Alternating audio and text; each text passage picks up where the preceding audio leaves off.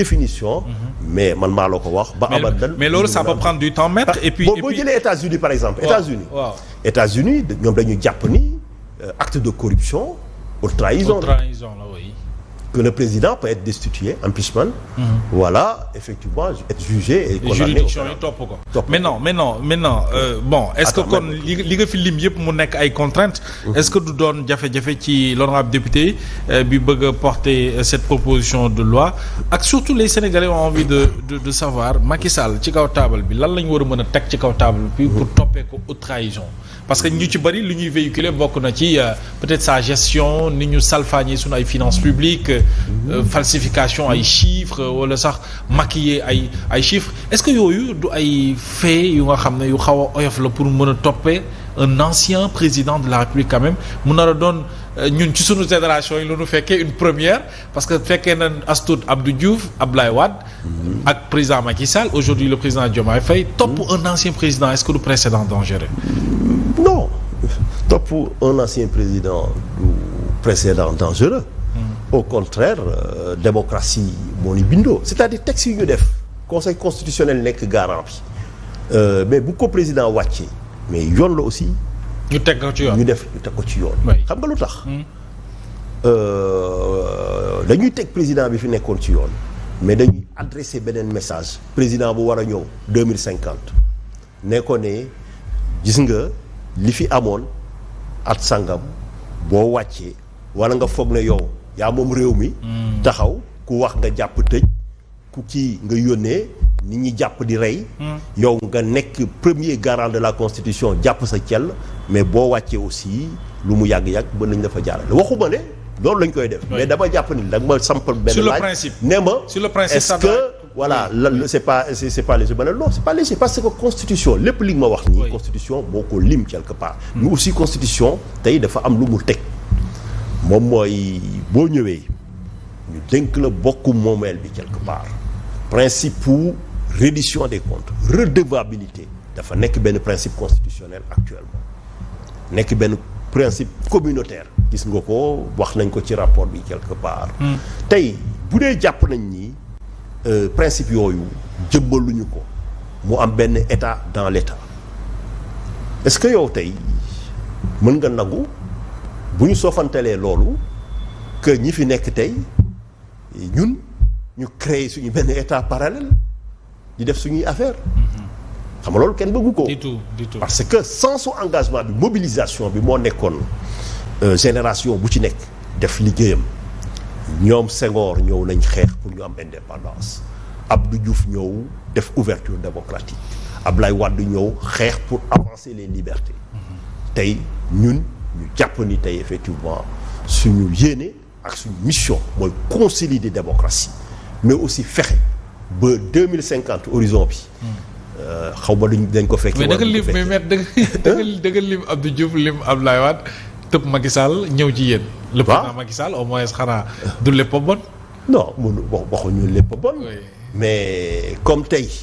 jugé guñu moom lu mu def man moo tax ma accordé ko présomption d'innocence parce que ñi ma lim y a prescription kenn mënatu leen topp ci dara. c'est ça absolument. moo tax ba maanu ci quelque part waxuma ne dañ koy yóbbu ba ay mbiram leer waxuma ne dañ koy ci mais tey comme ñoom ñu ngi saytu ñoom bu ñu demee ba teg ci table bi en tout cas dinañ xool est-ce que charge yi ñu yor kii nañu ko et tout ça alors aussi donc débat la tey Guy Marius Sagna c'est un député bien sûr yoon moo ko may mu poser le débat tout à fait ña nga xam ne ñoo nekk ci kujje gi bu ñu ci àndut nañu poser beneen débat démocratie noonu la démocratie suba bu ñu demee ba d'accorduñu mais mën nañ def sax laaj benn avis au conseil constitutionnel. mi ngoog yoon tranché alors ñu ñëw ci la reddition des comptes xam ngeen ne priorité la pour seen gouvernement le président waxoon na ko le principe de la bonne gouvernance bokk na ci seen li ngeen fas yéene yore Sénégal fii ba seen agenda bi ngeen at bu leen sopp alors ba mbiri tàmbalee ba léegi sur la forme naka nga ko jàngatee démarche bi la reddition des comptes. waaw reddition des comptes. kooku wax naa la ko obligation fàttali nañ ko ba rapport Cour des comptes bi génnee mais aussi obligation morale la tey maanaam bokk moomeel bi yow gis nga li fi jot a génn loolu ñun ñëpp ay sénégalais lañ kenn mënta ndax kenn xamante nañ réew mi nag. bu ñu bëggee vraiment ñu defar ko foog ñu wàññi far bi et puis ñuy àtte dëgg maanaam tey mënuñu ñëw. ñu gis ay dispensaires yi nga xam ne wala ay postes de santé wala ay diabétiques yi nga xam ne ñu ngi fii mënuñu fay seeni médicaments quelque part. yàgg naa ñëw fii sa plateau ne la fii Sénégal c'est scandaleux que nit di dee parce que amul xaalis. ma ne la Sénégal kenn warta dee parce que amul xaalis. tey bokku moomeel bi ñun ñëpp ñoo ci yem ngay président wala kenn. bien sûr mais ñun volontairement politiquement pouvoir bi fi nekkoon dafa choisiroon teg yeneen priorité ma ne la man lu ma gëm moom mooy looy def da ngay jiital nit. parce que àdduna looy yëngu solo sa njëriñ si moom mooy rek nit gën a tabel nekkinam quelque part amul beneen ci sama vision politique quelque part mais bu ñëwee fii ngay dégg lu ñuy dégg ci Covid bi dégg ci leneen ni ngay dégg kooku c'est pas des inventions. parce que moom. ah oui et puis le rapport sax pour le code dafa jaar bu leer quelque part. est-ce que kooku c'est concevable tey. mu doon un rapport bu ñu demee bay wootee. je le rappelle bu génn ci jamono yi ñoom seen régime. seen régime. oui tey bu ñu demee nag tey. nga ne dañoo def campagne ci loolu. digge ko ak askan bi ñu wóoluñu ci. ñu ñëw pour dérouler ko. ngir yàlla bu ñu commencé woote. di jéem a gëstu lan moo am.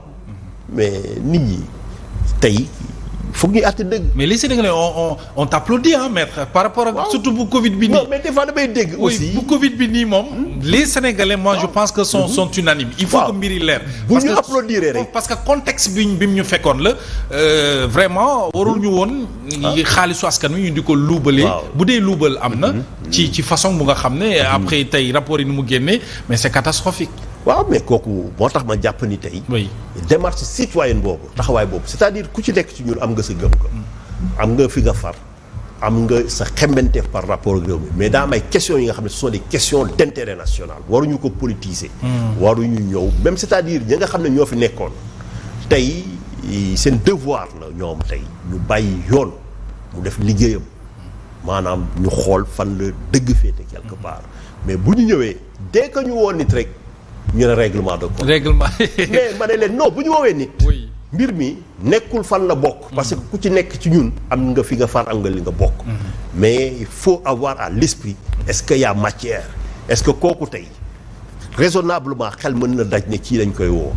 mais yow xam nga ñëw ñu woo sa caméraman. woowu ñu beneen photographe. ñun sax ay la yoon dañoo cotiser woon. da ngeen cotiser woon joxe. 11 millions sax des médias joxe na ko. ba sànq ci suba xamu leen fu mu nekk. oui. waaw moo tax ma jàpp ni tey démarche boobu vraiment yow bu dee da ngay wax te yàlla tax xam nga ne majorité bi ñi fi nekk tey nekkuñu ñi nga xam ne dañuy rêver am ay yacht wala am ay appartement Dubaï wala Paris yooyu quelque part agum maître agum waaw mais man dama leen gis man dama gëm li ma gis ci ñoom moom mooy tey Sénégal moo leen ñor Sénégal la ñu jiital quelque part mën nga ci ànd mën nga ci bañ a ànd mais kooku dañ la koy nangul mais ngir yàlla bu nit ñi di def bu ñu taxaw di saboter wala ñuy jéem a en tout cas entraver action bi nga xam ne moom la ñuy def. alors sànq da nga wax lu am solo c'est-à-dire lu jëm ci wàllu Covid bi ñëpp d'accord nañu mbir yi ni mu demee ñu woo ñi nga xam ne ci la moom la mbir yi concerné maintenant fenn la Sénégalais amee problème muy souvent sunu politique yi seen ay kàddu da leen di dab te loolu la ñuy ñenn ci askan wi di méngale ak règlement de compte xam nga tey aujourd'hui kaaw Farba Ngom kaaw Lat Diop tey même bu dee sax am nañu jafe-jafe ak wàllu yoon xëy na déclaration premier ministre Ousmane Sonko xajamal na cere ji même su fekkee ñoom am na lu mën a def lu ñu leen mën a toppee mais est-ce que léeg-léeg du ñuy bàyyi xel loolu tax na te xam ne loolu mooy tax nit ñi di wax quelque part règlement de compte ak déclaration Ousmane Sonko yam waxoon ca Farba tey affaire yi dafa mel ni tombé waral ay gaaf la mu waxoon ca Lat Diop Guédiawaye également ñu jàpp ko ci kaso bi ak éléments yi nit ñi jàpp ne dafa léger tort pour ñu bàyyi ko foofu ba léegi est-ce que du loolu mooy tax nit ñi di wax règlement de compte quelque part bu ñu tollee ci reddition des comptes non xam nga règlement des comptes ñoom ci seen bopp yow yàgg naa ñëw fii ci sa plateau. oui. temps yi def mbir mi par rapport ak ay Karim Wade ak yooyu tout ça. mën nañ jàpp ni ñoom règlement de compte ñoo ko indi ci réew bu dee dañuy waxante dëgg. ak kaawu Karim. règlement de compte mën nañ jàpp ni ñoom ñoo ko donc ñoom ils sont très malvenus pour jox nit leçon wala morale ci règlement de. ak créé de Karim rek lañ ci inquiété woon. ak rapport yu ñu conc. oui. ba sax suba gisuñu fi mu ci. donc tey c'est dommage moo tax ma jàpp ni tey. déclaration yooyu. ñi koy def soit dañuy umpale benn mbir wala dañuy jéem a jaxase wala ñu dox ci xelu sénégalais. parce que bu leen fàtte ni tey dañu nekk ci benn situation coïncidence bi nga xam ne premier ministre par exemple premier ministre la dignité institutionnelle la mais bu leen fàtte ni aussi il est à la tête d'une majorité quelque part chef de parti la ñëwul toog conseil des ministres di wax loolu. déedéet c'était dans un contexte. taxawul jam ñaajo di wax loolu. ci contexte la ko waxee on vous le conseille. maanaam ci campagne électorale. campagne électorale démocratie moo ni tëddee. maanaam da ngay wax ma lay topp mënuma bàyyi mu jàll quelque part. ñooñu tey balaa ngaa xool lan la premier ministre wax foog nga gëstu ñoom lan la ñu wax. c'est-à-dire premier ministre ci boppam sax. bu doon dafa nekk ci logique règlement de compte dëgg. mais bu ñu xoolee li nga xam ne ñoom moom lañ ko waxoon laataa moo yegg si fii boo moytuwut seen cas dina gën a garaaw nii quelque part. moo tax ma jàpp ni tey bu ñu jaawale dafa am terrain politique. am terrain institutionnel. le premier ministre s'est expliqué longuement mais je pense que peut-être nit ñi comprendre ñu ñenn yi wala ils veulent pas comprendre. maanaam tey bu premier ministre taxawee. wax ne ministre de la justice du autorité indépendante mais dafa ne ministre la d'abord suma gouvernement la man maa la tànn président moo ma def confiance ma tànn la jox ko bu tabb la quelque part mu jox ma benn mission jox ma benn action gouvernementale ma war ko coordonner ñëw naa yàgg naa toog fii sa plateau bu ñuy wax procureur ma ne la non procureur avocat parisien yi dem nañ devant la cour européenne des droits de l'homme waxuma la Sénégal mu ne leen mais le procureur n'est pas une autorité indépendante au sens de la convention européenne. Oui. Parce que procureur day dépendre ci ministre de la justice. Ministre de la justice quelque part muy dépendre effectivement ci premier ministre mu ñëw am ay impératifs ne justice bi ñii lañ ko war a doxalee maanaam moom dafa war a gis nga lu amee ministre bi nga xam ne moo yor seen médias yi télécommunication moom il est chargé de l'administration de la justice pas rendre la justice mais administrer mooy ak politique pénale bi nga xam ne ak politique judiciaire. C'est clair. boo waxee politique pénale maanaam dañuy am benn objectif. am par exemple mën nañu d'accord ni fii dootu ñu may kenn par exemple je sais pas muy violer code de la route par exemple je te donne un exemple ñu ne kooku moom mooy objectifu politique pénale bi moom mën na ñëw premier ministre xool ñu ne suñu politique judiciaire ñii lay doon. maanaam gis nga ko France dañuy ñëw ne ay peine planchée maanaam lii nii boo ko defee gën kaa néew. lii moo la ci doo ci doo voilà lii du la ci kii. donc stratégie boobu bu waxee ne politique donc c'est pas une autorité nekkul ni day immiscé wu parce que moom taxaw la gis ngeen ko assemblée bu ne moom du def pression ci magistrat yi mais par contre tey premier ministre quelque part bu définir benn politique. effectivement premier ministre ministre de la justice dafa war a appliquer quelque part donc finalement moo tax ma ne soit les gens ils ne comprennent pas ou ils ne veulent pas comprendre c'est ça mais c'est un ministre comme les autres quelque part c'est ça maintenant ça ne